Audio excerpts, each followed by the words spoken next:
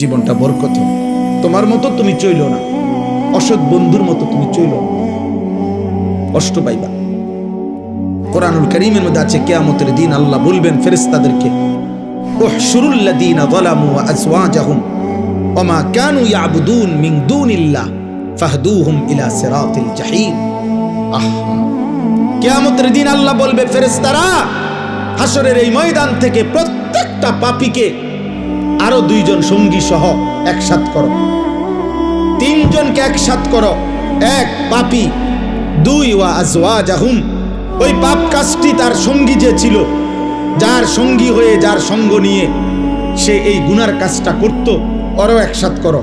ওমা কানু ইয়াবুদুনা মিন দুনিল্লাহ, এবং এই পাপ এবং গুনার কাজ করতে গিয়ে সে আমি আল্লাহকে বাদ দিয়ে যার উপরে ভরসা করত, আমার নেতা আছে, আমার কর্মী আছে, আমার দল আছে, আমার ক্ষমতা আছে, আমার সম্পদ আছে, আমার টাকা আছে, আমার বাড়ি গাড়ি আছে, আমাকে বংশ বড়, আমার ফলাফাইন আছে, কিছু না কিছু একটার উপরে ভরসা করে, আমার শরীর আছে, আমার স্বাস্থ্য আছে।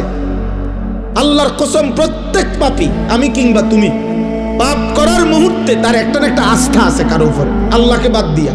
নাহলে হে নাফরমানি করছে কেন?